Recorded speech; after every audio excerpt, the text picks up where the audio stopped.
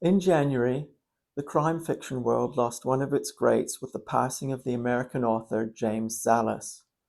However, when he passed away of pneumonia aged 81, the author left behind one last manuscript, Backwater, and it's coming out later this year. Today I want to preview that novel for you and pay tribute to James Sallis, whose work was riveting and tire-screeching, like his big hit Drive, noir-tinted and mysterious, like his Lou Archer novels, but also poetic and philosophical, like The Killer is Dying and Others of My Kind.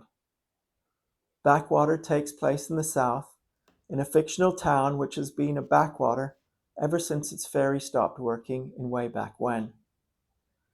It's not a stretch to say that the setting is based on the area where Sallis grew up, in Helena, Arkansas, on the banks of the Mississippi. Bishop, a retired cop, is feeding his muse by playing jazz guitar when Carson, an old friend from the force, asks him to help out with a case the next day over.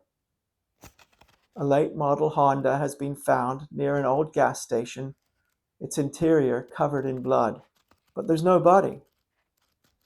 Bishop had a reputation working homicides, so Carson ropes him in, but there are two tricky aspects that give him pause early on.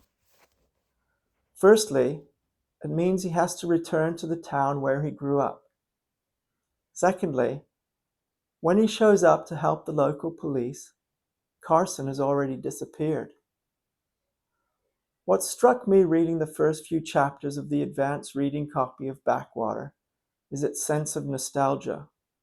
Of course, that's to be expected in a homecoming story, and there are his memories of growing up. But Bishop also recalls old cases he worked on, bands he used to play with, records he loved, and books he used to read. It's kind of neat for us crime fiction lovers that this character was drawn to solving mysteries by reading Arthur Conan Doyle, Josephine Tey, and John Dickson Carr, among others. If you like the Lou Archer mysteries and Sallis's more philosophical reads, which go deep into the human condition, this is somewhere between those two. It's gentle, sensitive, and textured, with a shadow that spreads across it. But we'll be bringing you a full review in due course. Watch for Backwater, out on the 1st of September from Soho Crime by James Sallis. Rest in peace.